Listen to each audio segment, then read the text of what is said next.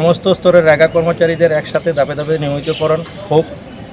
যতদিন না পর্যন্ত নিয়মিতকরণের আদেশনামা জারি হচ্ছে ততদিন পর্যন্ত চাকুরির অবসরকালীন সময় 65 বছর করা হোক। সময় মতো সমকাজে সমবেতন অর্থাৎ অন্যান্য সরকারি কর্মচারীর ন্যায় বেতন প্রদান করা হোক।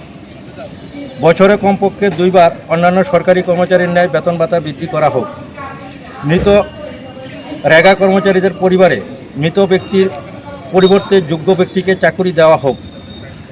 Graduate, under graduate, degree, diploma ব্যবধান দূর করে সকলকে এক শ্রেণীভুক্ত করা হোক। বাৎসরিক ইনক্রিমেন্ট 5% করা হোক। প্রত্যেক রেগা কর্মচারীদের জন্য টিআরএলএমের কর্মচারীদের ন্যায় বাৎসরিক কমপক্ষে 15,000 টাকা হেলথ ইন্স্যুরেন্স বাবদ দেওয়া হোক। আর আমাদের মধ্যে এখনও যারা চাকরি অবস্থায় প্রচুর প্রায় 20-30 জন লোক আছে যারা ক্যান্সার এবং কিডনি রোগে আক্রান্ত, এবং আমাদের এই ধরনের কোনো হেলথ বা ইন্স্যুরেন্স বা স্বাস্থ্যর কোনো পরিকাঠামো আমাদের যারা ডিপার্টমেন্টে চাকরি করছে সে ধরনের নেই। তো আগামী দিনে আমাদের গভর্নমেন্টের কাছে সেগুলি থাকবে।